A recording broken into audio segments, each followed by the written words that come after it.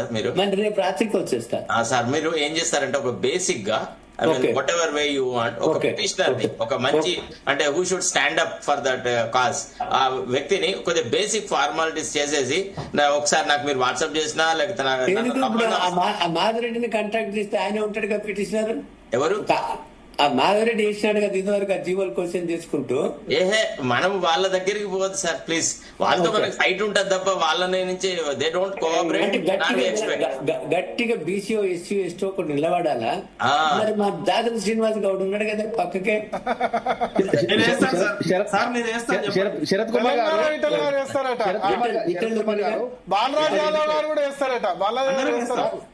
Sorry sir Sarath Kumar గారు ఇంటర్ఫేరు. ఇప్పుడు justice ఈశ్వర గారు చెప్పారు మాధుడు ఉంటున్నప్పుడు నేను కూడా ఉంటాను. ఎందుకుంటే బీసీలకు మేము 2 డిమాండ్లు చెప్తున్నాం సార్. మీరు క్రిమిలేర్ చేయండి, బీసీ పేద బీసీలకు న్యాయం జరగాలని మేము కొట్లాడుతున్నాము. అదే అడుగుతున్నాం కదా మాధవరెడ్డి గారు. మాకు మా ప్రాంతాల్లో చిన్న సామెత చెప్తారు, బలిమిటికి లింగం కడితే భక్తుడు గారు, కావుగలించుకుంటే ప్రేమ రాదని. అట్ట కాదు సార్, మనకు మొదటి నుంచి ప్రేమ వినండి please. You should develop the patience. మీకు మ్యాకవెల్లీ అని ఒక గ్రేట్ పొలిటికల్ ఫిలాసఫర్ ఒక విషయం చెప్పినాడు, in a battle field you should know who is your friend, who is your enemy. If you are not able to draw the lines properly you can never win a war అన్నాడు. కాబట్టి మాకు clarity ఉండాలి ఈ అంశం మీద. కొట్లాడాలనుకున్నప్పుడు మాలో కూడా కొంతమంది ఉన్నారు కదా సార్, దీన్ని మేము కుమార్ గారు మీరు మొదట చెప్పారు ఏమని, మీరు గాని జస్టిస్ ఈశ్వరయ్య గారిని విటలని కూడా చెప్పిండు ఏమని, 50% రిజర్వేషన్ దాటితే నిలబడి అని స్పష్టంగా మీరు చెప్పారు. మీరు వాదన కూడా చేసిరు. రిక్వెస్ట్ మేమేమంటున్నాం సార్, ఏదైతే బీసీలకు రిజర్వేషన్ పెంచాలంటారో క్రిమిలేర్ తీసుకురండి. పేదవాళ్ళకే పేద బీసీలకే ఈ యొక్క రిజర్వేషన్.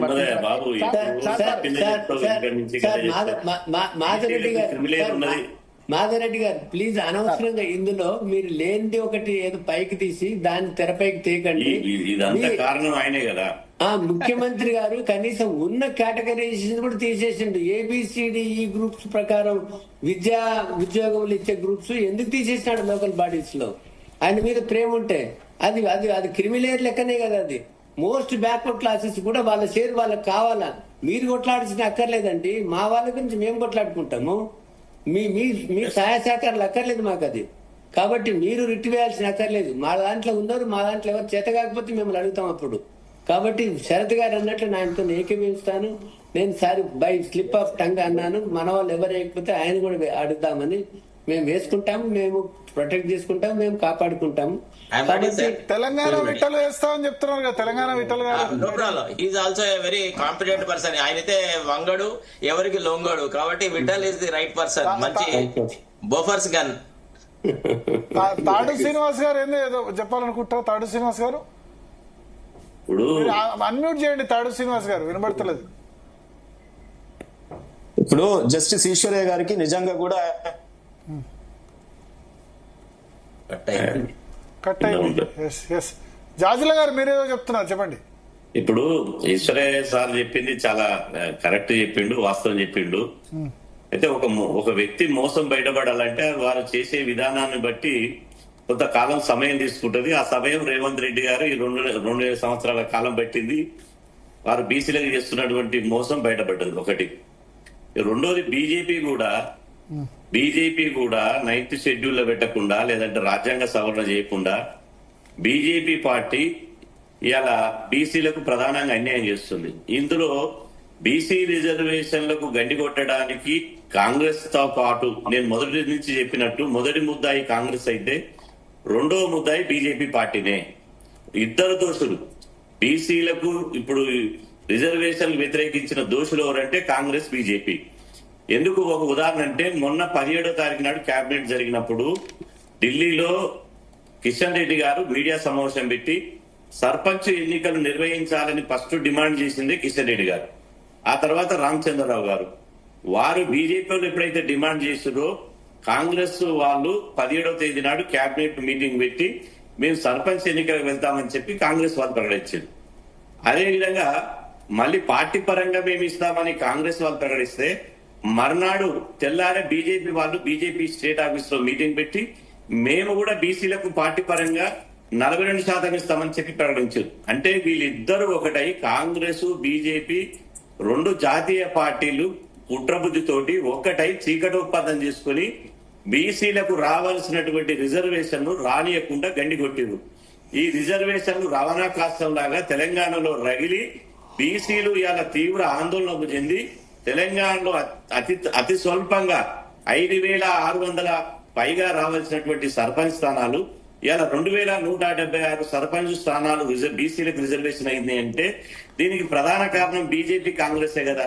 ఈ రెండు పార్టీలు అనుకొని ఇవాళ కుమ్మక్కై బీసీలను తడిగుడ్డతో పుట్టుకొచ్చారు, బీసీలను పచ్చి మోసం చేశారు. దీనికి ప్రధాన కారణం రెడ్డి జాగృతికి సంబంధించిన నేను చెప్పినాక చెప్పరాదు అన్న, నీకు మనస్సాక్షి తెలుసు. బీజేపీని గాడగట్టడం కాంగ్రెస్ రేవంత్ రెడ్డి చేసినాడు, పాలాభిషేకం నేను చేయలేదు కదా, మీరు చేశారు కదా. ఇదే దయచేసి ఇట్లానే ప్రతి చోట ఈ గొడవలేనా?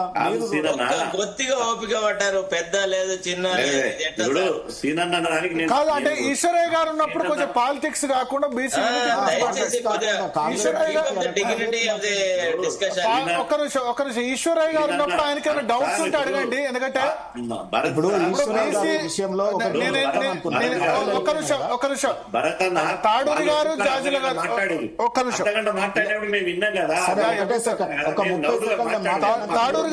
తాడూరు గారు ఒక్క నిమిషం తాడూరు గారు జాజుల గారు పాలాభిషేకాలు చేసింది ఒక ఫోటో చూపిస్తావా? తాడూరు శ్రీరన్న ఎవరన్నా పాలాభిషేకం చేసిన ఫోటో సరే తర్వాత తాడూరు గారు జాజుల గారు ఒక్క నిమిషం జాజుల గారు ఒక్క నిమిషం సరే పర్సనల్ తర్వాత నేను వ్యక్తిగత ఒక్క నిమిషం పీసీఆర్ ఒక్క నిమిషం పీసీఆర్ గారు జాజుల అండ్ ఒక్క నిమిషం నేను చెప్తా మీకు. సారీ నేనే మ్యూట్ చేయమని, ఎందుకంటే ఇప్పుడు బీసీలలో రాజ్యాంగబద్ధమైన పదవి అధిరోహించిన వ్యక్తి, అత్యున్నత పదవి అధిరోహించిన వ్యక్తి సుప్రీంకోర్టు కూడా పోవాలి, కానీ తప్పింది జస్టిస్ ఈశ్వరయ్య గారు ఉన్నారు. మీలో మీరు కొట్లాడుకుంటే ఇక్కడ టీవీ చర్చలోనే కొట్లాడుకుంటే యూనిటీ ఎట్లా వస్తుంది? సో ఈశ్వరయ్య గారు ఉన్నారు, ఆ ప్లాట్ఫామ్ యూజ్ చేసుకుని దీన్ని ఈ చర్చను వేలాది మంది చూస్తున్నారు. కాబట్టి నెక్స్ట్ ఒక్క నిమిషం ఎవరు మాట్లాడదు, వేలాది మంది చూస్తున్నారు, లక్షలాది మంది బీసీలు చూస్తున్నారు. కాబట్టి మీరు బీసీ యూనిటీ దిశగా ఏమైనా ప్రయత్నం చేయండి. ఒకళ్ళొకళ్ళు నిందించుకుంటే లాభం లేదు, పార్టీలని సంఘాలని వ్యక్తులు నిందించుకుంటే లాభం లేదు. మా చర్చ ఏంటంటే మేము కూడా బీసీలకు వాళ్ళ వాటా దక్కాలి. 42% కాదు, దాన్ని నేను ఇంత శాతం అంత శాతం అని చెప్పట్లేదు, బీసీలకు దక్కాలి. దానిలో మోస్ట్ బ్యాక్వర్డ్ క్లాసెస్ కి న్యాయం జరగాలి. ఇది మా ఎజెండా. అందుకోసమే మేము చర్చ పెడుతున్నాం. సో మీలో మీరు కొట్లాడుకొని రాజకీయ పార్టీలు ఆ పార్టీ ఈ పార్టీని నిందించుకుంటే లాభం లేదు. Let us use platform. Justice Eshwaraiah గారు ఒక సలహా ఇచ్చారు, ఏంటంటే కేసు ఫైల్ చేస్తే తను హెల్ప్ చేస్తా అని చెప్పారు. సో అది యూజ్ చేద్దాం ఆయన ఉన్నంత వరకు. జస్టిస్ గారు వెళ్ళిపోతారు కాబట్టి ఒకటి టచ్ లో ఉంటాము. ఒక్క నిమిషం Sharath, I ask Vittal to be in touch with you sir. మీరు ఈశ్వరయ్య గారు వింటున్నారు కదా? వింటున్నా బ్రదర్. సార్ మా విఠల్ గారు మీతో టచ్ లో ఉంటారు సార్. మీరు బేసిక్ దాన్ని రేపు గానీ ఎల్లుండి గానీ తయారు చేస్తే మనం దాన్ని వేసేసి first let us try through this legal means. ఇది కాకుంటే సార్ ఎట్లా ప్రభుత్వాన్ని ఆపాలో మనం వేరే కార్యక్రమం తర్వాత చేస్తుంది సార్. ఇక ఇప్పుడు ప్రతిసారి రేవంత్ రెడ్డిని బీజేపీని వాన్ని విన్ని తిడితే ప్రయోజనం లేదు సార్. ఇప్పుడు మనం యునైటెడ్ గా we will put up a fight. Telangana Vittal గారు అన్నట్లు, బ్రదర్ శరత్ అన్నట్లు, ఇప్పుడు మా బీసీ సంఘాలు అన్ని రాజకీయ పార్టీలలో ఉన్న బీసీలు అందరు కలిసి 9th షెడ్యూల్ లో పోరాడడానికి ఏదైతే ఆల్ పార్టీ ఆల్ బీసీస్ ఒక మన పిలుపునిచ్చి ఒక రిజల్యూషన్స్ పాస్ చేసుకుని ఒక ప్లాన్ ఆఫ్ యాక్షన్ ముందుకు వెళ్తే ఈ ఎలక్షన్స్ ఆపగలిగి 9th షెడ్యూల్ లో పెట్టగలిగితే ఒక నెల లేట్ అయినా కూడా మనం సాధించుకోవడానికి ఒక్క రాష్ట్రం కాబట్టి బీజేపీకి కూడా ఏమంత అబ్జెక్షన్ ఉండకపోవచ్చు. ఆల్ ఇండియాలో చేయాలంటే వాళ్ళకి అబ్జెక్షన్ ఉంటుందేమో కానీ పక్క రాష్ట్రంలో మద్రాస్ స్టేట్ లో ముగ్గురు బాపనోళ్ళైనా కూడా, ముఖ్యమంత్రి బాపనోళ్ళైనా, ప్రధానమంత్రి బాపనైనా, ప్రెసిడెంట్ బాపనైనా కూడా వాళ్ళు ఒత్తిడితో చేర్చుకోగలిగింది. బీజేపీ మనకు వాళ్ళు రంగులు మారుస్తారు. తర్వాత మన కులం ఫస్ట్, మన జాతి ఫస్ట్, పార్టీ ఫస్ట్ కాదది. పార్టీకి అంత అడుగులకు మడుగులొత్తి వాళ్ళని సపోర్ట్ చేసి మనం అబ్జెక్షన్ పెట్టాల్సిన అవసరం లేదు. నన్ను బీజేపీ వాళ్ళు క్రిటిసైజ్ చేశారు, బీజేపీ క్రిటిసైజ్ చేశారు, అందరు క్రిటిసైజ్ చేశారు. ఈయన ఒక్కడే చదువుకున్నాడా రాజ్యాంగం? ఇది ఓన్లీ 9th షెడ్యూల్ పోతకు జీవో తీయరా, యాక్ట్ అమెండ్ అయితే కాదా అని ఎంతో మంది విమర్శించింది. ఇప్పుడు అవన్నీ ఫెయిల్ అయినాయి. నా యొక్క మనం ఏంటంటే ఇప్పుడు అన్ని మనకున్న పార్టీలు, మనకున్న విభేదాలు అన్ని మార్చుకొని మళ్ళా అందులో ఏ రకమైన ఒకరి బుద్ధి లేకుండా మళ్ళీ అందులో కిల్లగతలు పెట్టుకుంటా మనమందరం తెలంగాణ విఠల్ గారు అన్నట్టు అందరం ఒకటైతే నేను ప్రాణమంత వరకు నా బీసీ సమాజం గురించి తప్పకుండా వీరందరూ కలిసి వస్తే నేను ముందర పడతానని కూడా మీతో హామీ ఇస్తున్నాను. ఓకే.